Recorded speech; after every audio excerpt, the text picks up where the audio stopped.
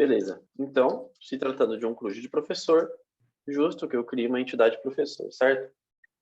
E aí, como um dos passos muito legais da nossa grande programação orientada a objetos e uma partezinha dela, uma partezinha de abstração, que é o quê? Entender o que está no mundo real, trazer para a minha aplicação. E se eu quero criar um CRUD de professor, eu preciso enxergar o que de professor eu preciso trazer do mundo real para o meu negócio, né? Para a minha aplicação, para o meu sistema. E aí, vamos fazer isso aqui juntos. Então, um professor, ele tem... Me digam. Nome.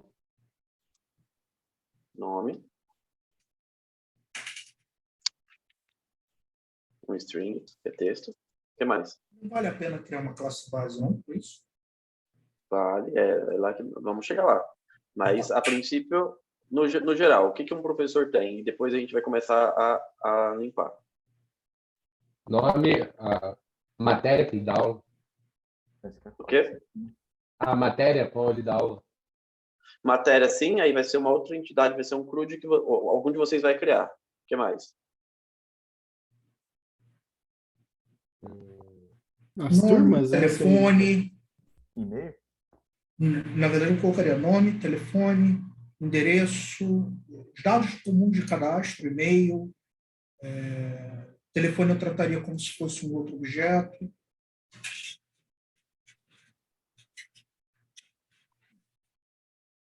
Dados normais de cadastro, tipo data de nascimento, facilita bastante.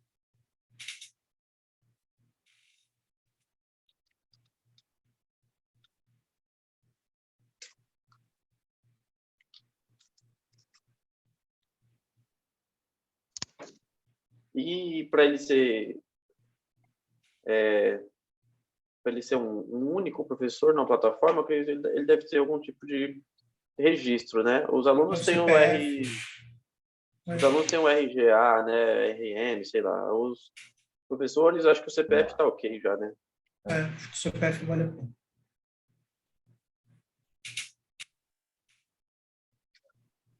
É isso, né? Bom, acho que tá bom. Existem muitas outras informações aqui, mas eu vou trazer essas. Eu vou até tirar o telefone, fazer um pouco mais simples por enquanto.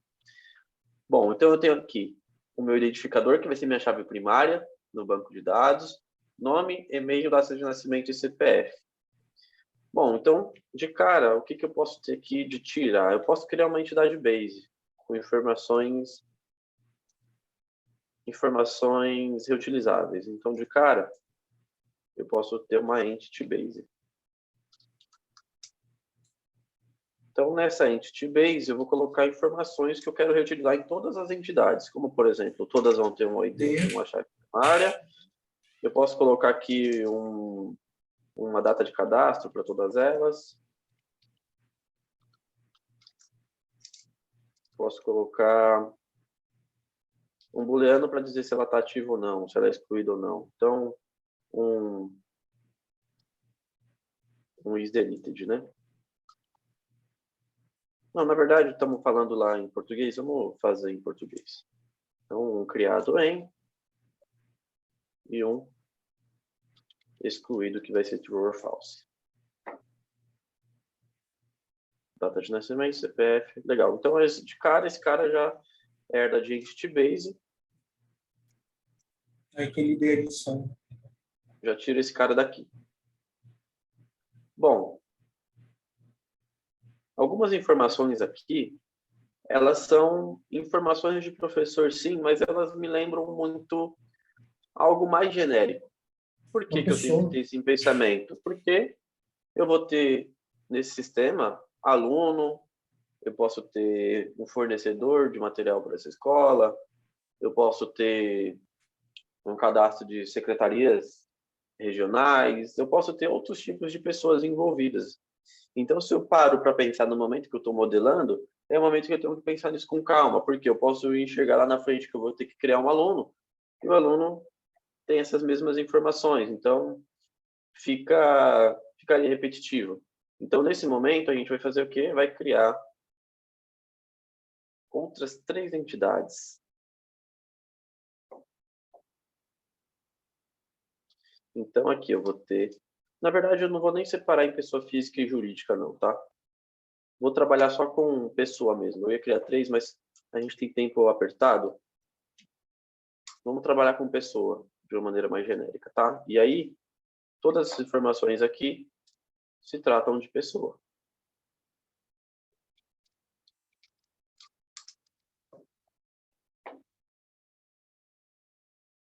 Nome, e-mail, data de nascimento e CPF. Aí ela sim vai herdar de Entity Base. E a minha classe professor herda de pessoa, que por consequência herda Entity Base. Então, ele já vai ter o ID, o criado em, blá, blá, blá. E tudo que tiver aqui em pessoa. Não tem problema se ele aqui tiver vazio por enquanto. Depois vão entrar informações específicas de um professor. Então, a gente pode até criar um aqui para isso ficar claro, tá? Então, vamos criar aqui, além do CPF, para ter um professor, vamos criar um registro geral de professor, um RGP aqui. Não sei se isso existe, tá? Eu acredito que exista, mas vou colocar esse registro aqui para isso ficar claro. Então, nome, e-mail, data de nascimento, CPF, referente à pessoa e Entity Base com o que é comum entre elas. Legal, esse class 1 aqui vamos apagar para não ficar atrapalhando, né? Então, esse class 1 morre. Esse class 1 aqui também morre. Vamos matar já esse weather forecast também. Eu coloquei para gravar? Coloquei, né? Show. E vai morrer o weather forecast control. Boa. Bom, feito isso, agora eu posso voltar aqui para o meu controller para exemplificar o quê? Se eu quero um get all de professor, eu consigo retornar isso fixo a princípio, sem buscar do banco. Olha só. Var professores igual a new list, uma nova lista de professor.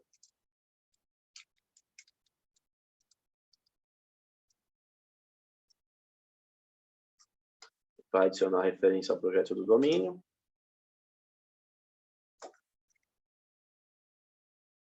E vou dar um return aqui em professores. Vou adicionar um novo professor aqui. Professor.add new professor.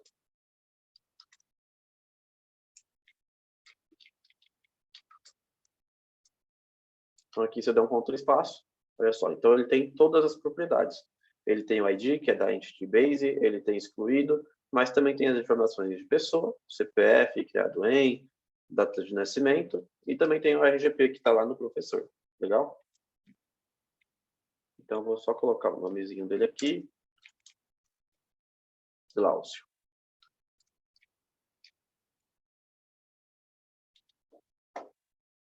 Beleza? E dou o return. O return, como eu estou trabalhando com Actual Result, ele facilita algumas coisas para a gente. Uma delas é o tipo de retorno. Que como ele herda aqui de Controller Base, eu tenho alguns tipos de retorno que me ajuda já a trabalhar com Web API. Como, por exemplo, o OK, que já vai me retornar um status 200, que é um status de sucesso, e o que eu quiser passar aqui dentro, ele vai retornar como objeto de retorno. Então, eu tenho uma API professor com um get, que vai lá, busca uma lista de professores, que a princípio está fixa, e retorna aqui um status dizendo que é um OK, sucesso, status 200, e retorna para a gente. Quando eu falo status, a gente tem algumas determinações de status de retorno para as requisições, tá? Para quando a gente chama uma Web API, se é sucesso, que é 200, se é erro interno, que é 500, not found, que é 404, 401, que é não autorizado, e outros, tá? A gente vai se acostumando com eles com o tempo. Então, API de professor, se eu executar o método get, está me retornando aqui as informações vazias, com exceção do nome. Então, eu tenho um professor aqui que é o Glaucio. Legal? Fez sentido isso? Alguma dúvida até aqui? Não, boa.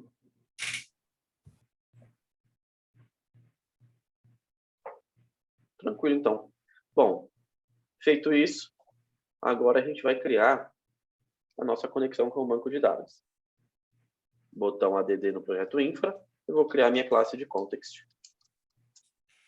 Dentro da minha classe de context, eu vou ter o contexto principal de dados aqui, Aula 1, turma H, Context. Vamos fazer esse passo a passo aqui bem rapidinho para a gente não perder tempo. Então, para eu criar um DB, para eu criar esse cara aqui e ele ser um contexto de banco de dados, eu preciso ter acesso ao Entity Framework nesse projeto. Então, iremos instalar. Botão direito no projeto, Manage no Get Packages e vamos instalar os projetos de Entity Framework. Então, Entity Framework Core, que é o principal, pode instalar aí na última versão.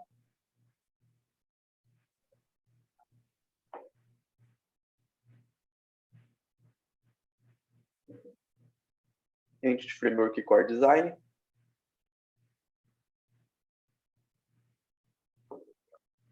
Entity Framework Core.tools.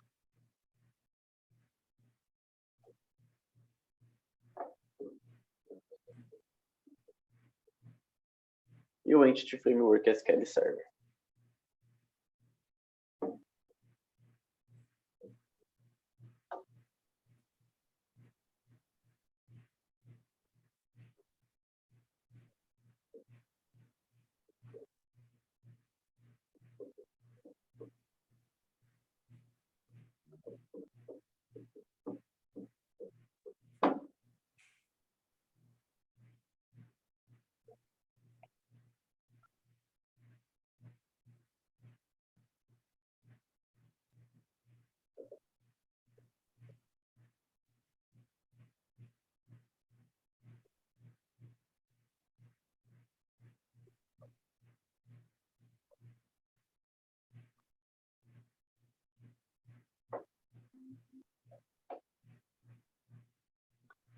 Bom, pacotes instalados. Agora eu posso aqui herdar de DB Context para esse cara se tornar um contexto de banco de dados.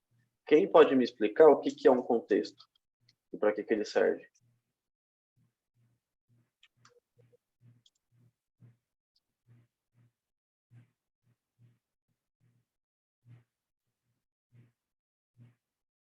Alguém? Você arrisca? Para que ele serve, eu não sei o que é um contexto. Para que ele serve, então? Tá um pouco baixo o seu mic, tá? Ah, tá baixo. Peraí. Fica mais perto. Ele serve para a gente chamar essa classe que vai ter acesso ao banco. É mais ou menos isso. É uma classe que te dá os comandos de search, update, delete. É isso. Direto no banco. É isso, tá? Então, quando eu falar de contexto, é acesso ao banco. É o meio de campo do meu banco de dados com a minha aplicação. E tem um termo para isso, então o Entity Framework ele é um ORM, ele é um cara que mapeia, tá? Então ele é um Object Relationship Management, Model, alguma coisa assim, me fugiu o termo aqui, mas o que ele é? Ele é um cara que vai mapear o que eu tenho de classe de entidade que vai se tornar tabela no banco. Então ele vai mapear o lado relacional, que é o banco de dados, com a minha aplicação, que são os meus objetos, tá? Então ele é um mapeador objeto relacional. E o meu contexto na minha aplicação é isso. Ele é o cara que tem essa representação. Então, se eu tiver em algum controller, em algum lugar do meu sistema que eu quiser dar um insert no banco, vai ser através do contexto. Se eu quiser consultar, se eu quiser fazer qualquer coisa, vai ser através dele. Beleza? Bom, então, eu vou ter aqui uma tabela pessoa.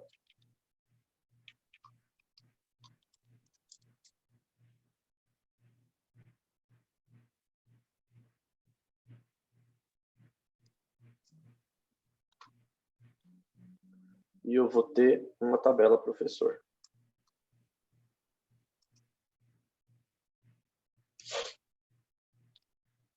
Ou não. Por enquanto não. Eu acho que a pessoa não, né? Só professor, não. Por enquanto não, Se a gente sentir necessidade, a gente cria. Então, por enquanto, a gente vai ter a nossa tabela professores no banco. E depois teremos alunos, matérias e outros, tá? Beleza? Feito isso, eu tenho a tabela representada para o meu contexto e a partir do momento que eu faço isso, estou dizendo que teremos uma tabela no banco. Com quais colunas? Com as propriedades que estiverem aqui, ou, óbvio, nas classes pai dela, né? Então, todas essas propriedades aqui vão se tornar colunas, tá? O entity faz o trabalho sujo para a gente de converter isso. Então, o datetime vai se tornar um datetime, o string que vai se tornar um varchar ou um nvarchar. Então, a princípio, ele vai cadastrar tudo, ele vai criar tudo com um tamanho máximo de colunas. E isso dá para a gente configurar e a gente vai falar disso mais para frente, tá? Bom, feito isso, o que eu preciso fazer? Eu preciso configurar qual banco que eu vou utilizar. Então, eu preciso ter, primeiro, uma connection string para dizer qual é o banco, de fato, que eu quero utilizar para essa aplicação. E eu preciso aqui, na hora que eu construo a minha aplicação, dizer qual que é o contexto e qual que é a connection string que esse contexto utiliza. Legal? Eu esqueci de instalar, mas os pacotes que eu instalei lá no meu projeto Inc, eu preciso ter eles aqui instalados também, tá? Então, eu vou ter aqui o Entity Framework Core.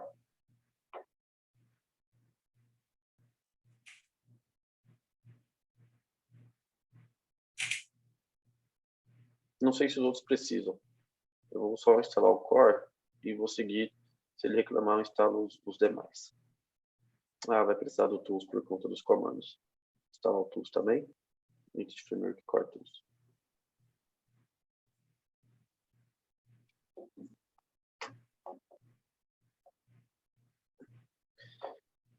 Beleza, bom, como que fica isso no meu arquivo de configuração?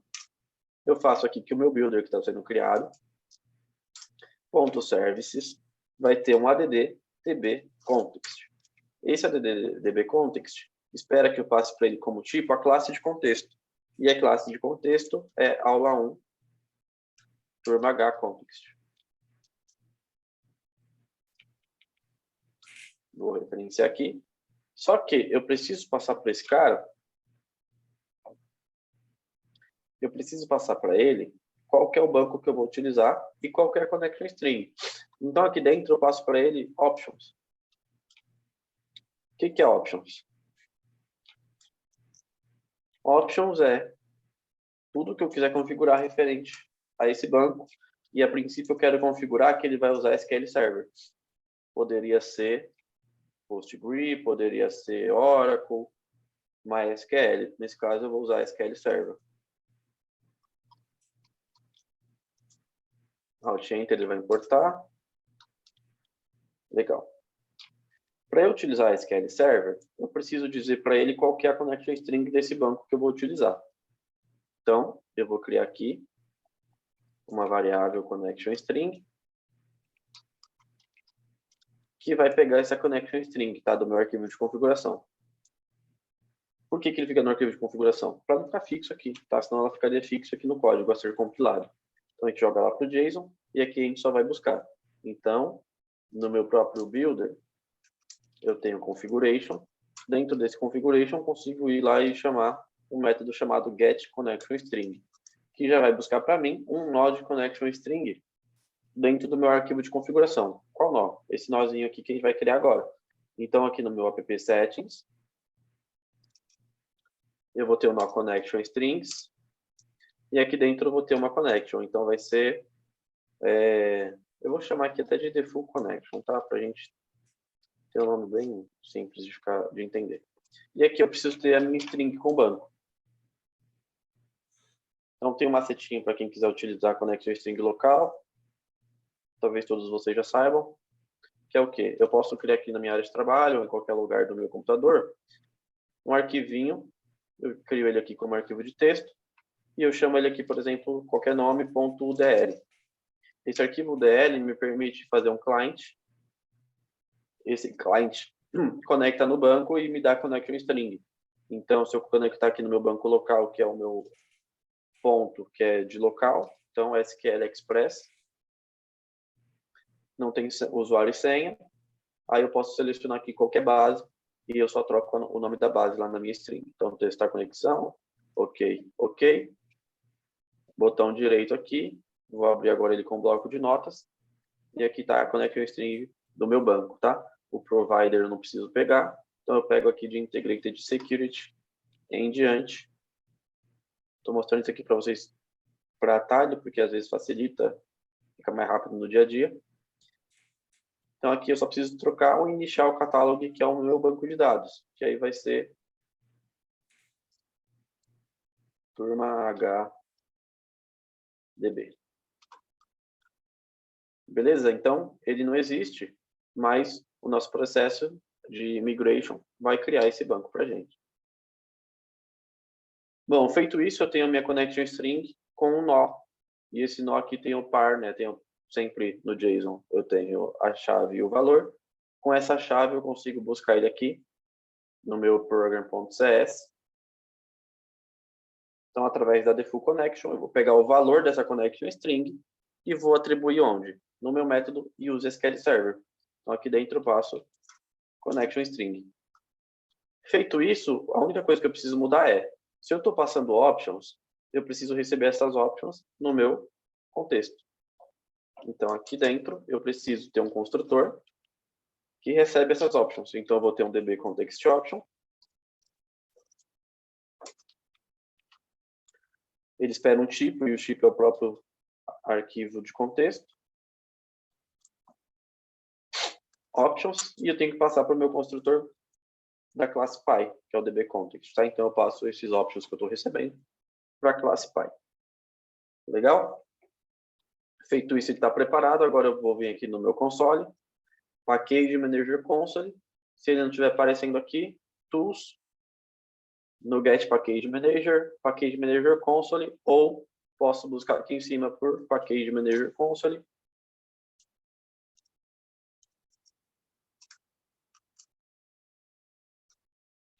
Tá? Só de digitar package aqui já vai aparecer. O que eu preciso me atentar? Preciso me atentar que o meu projeto Web API, ele precisa ser o startup, tá? Então, eu tenho que vir aqui, ter certeza que ele está em Startup Project, eu consigo ver ele aqui em cima, tá? Então, se ele está selecionado aqui como startup, ele é o projeto inicializador. Por quê? Porque o meu console vai buscar o projeto que está a minha connection string. Eu preciso dizer que ele é o startup por isso. Já no console, eu preciso selecionar o projeto de infra, que é onde está o contexto. Feito isso, eu posso vir aqui e dar o add migration. O que é esse comando aqui, migration? Esse comando de migration é o cara que vai analisar o meu arquivo de contexto, vai ver o que eu tenho lá determinado para, de fato, gerar as minhas tabelas e colunas no banco. Então, com base nele, eu vou ter o histórico, né, de cada migração, o que entrou e o que saiu. O que significa isso? Eu tenho uma tabela aqui, professores. Quando eu rodar o migration, ele vai dizer que vai criar essa tabela professores, porque ela ainda não existe. Depois de criar, se eu rodar de novo, ele vai criar um migration vazio, porque ele não vai criar de novo a mesma tabela. Se eu vir aqui apagar essa linha daqui, ele vai remover essa tabela e assim por diante, tá? Então, Enter, ele vai criar para mim o meu primeiro contexto, o meu primeiro migration.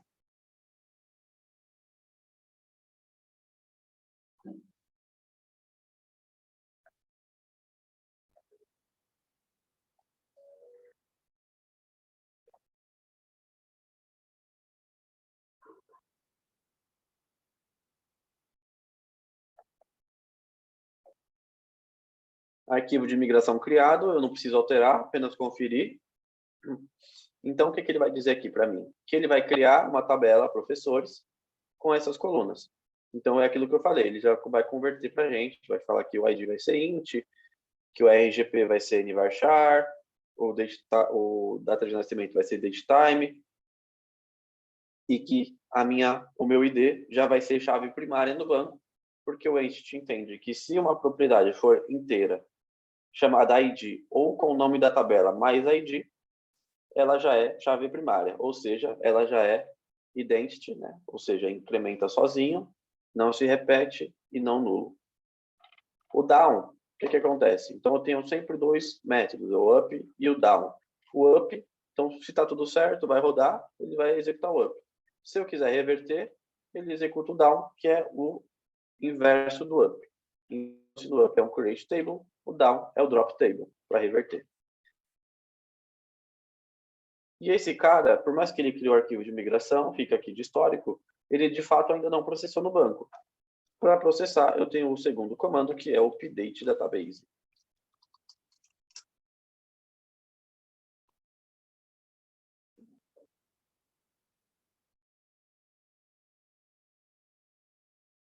Se eu vier aqui agora, conectar na minha instância de banco de dados local, bancos de dados,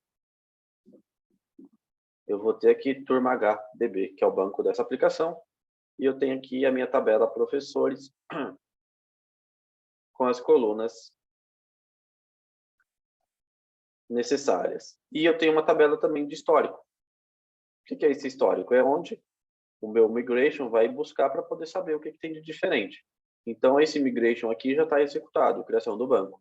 Se eu rodar um update database, ele não vai processar de novo. Ele vai ver que a criação do banco já foi criado e ele não precisa repetir o processo. Se eu apagar isso aqui, ele perde o histórico, então eu não posso apagar, preciso manter, tá? Então, tabela professores criada com as suas respectivas colunas. O que eu comentei, o meu ID já é PK, então ele já é primary key, int, não nulo. Legal? Isso ficou claro para vocês, pessoal? Conectar no banco, add migration, update database. De boa. Para mim, a ideia é clara, né? Depois só a estrutura do código tem que parar para estudar. Mas a ideia é bem clara. Isso que vai ser importante para você a princípio, Albertão. Entender a essência, a ideia, e vai ter que ralar muito nesses 2 meses para pegar esse pique aí. Bora.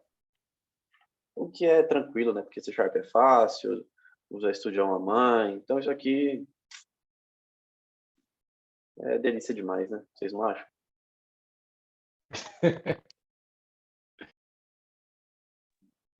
Facinho.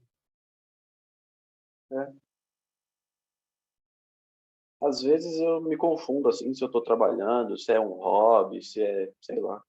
Porque é tão gostoso. Bom, então aqui eu tenho o meu get, que está retornando. Só para perguntar, vocês estão com tempo? Como é que vocês estão aí? Eu tô querendo ir no banheiro, juro. Tem como dar uma pausa? Eu não quero, se eu parar, se eu sair 1 minuto e voltar, daí já aí lascou, fodeu. Vai lá, Beleza, tô indo correndo, avisa aí. já. Aham. Vou pegar uma água aqui também.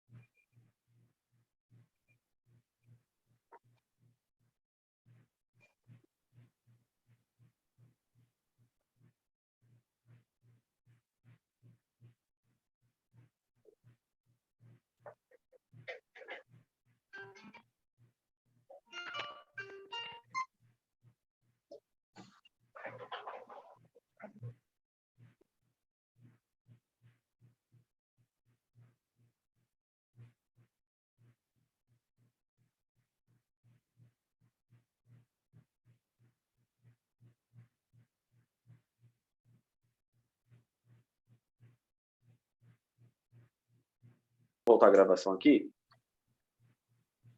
Então, para a gente ter uma base para seguir, vamos conversar aqui o seguinte. Então, eu tenho aqui meu projeto de Web API. Se ele fosse um projeto único, eu poderia instanciar o meu contexto aqui, chamar o que eu tiver de chamar e seguir minha vida feliz. Mas, como eu trabalho no DDD, tem uma sequência de camadas que precisam ser respeitadas em uma ordem específica. Então, de mais alto nível para mais baixo nível. O meu controller, que é mais alto nível, ele vai conversar com a minha camada de application, tá? Que é a segunda aqui na sequência. Então, eu aqui dentro da minha pastinha application, do meu projeto application, eu vou ter 2 pastas. Então, as minhas applications de fato e as minhas interfaces.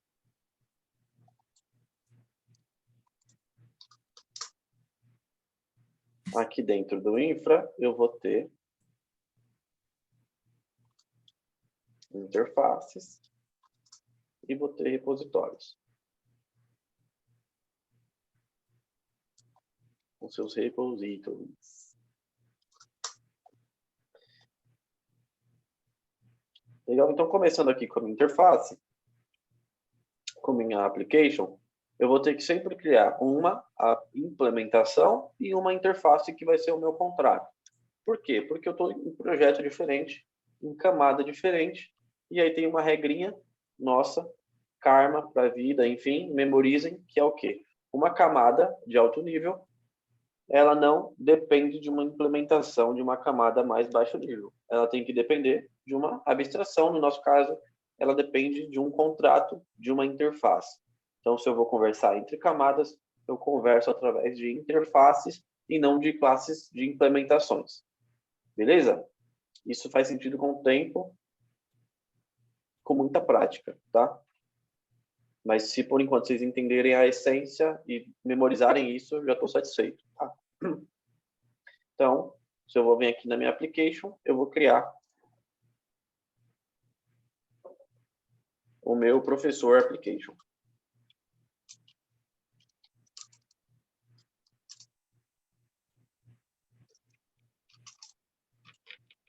Public interface.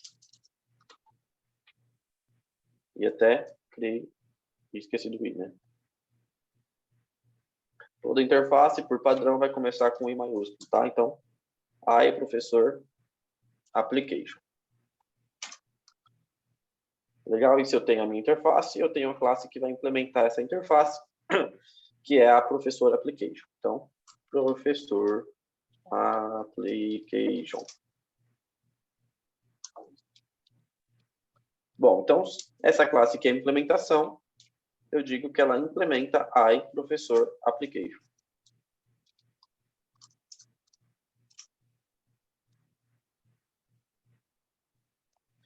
Beleza? Então, bom, eu estou no meu controller. O que eu estou querendo fazer? Uma lista. Eu estou querendo buscar uma lista no banco, eu estou querendo fazer um get out. Então, quem que eu vou chamar aqui? Eu preciso chamar um método na minha aplicação que liste os professores. Então, eu vou ter na minha aplicação um get out. Mas, como eu converso com a interface, eu vou primeiro declarar esse contrato. Então, como eu sei que eu vou ter acesso aqui à minha application,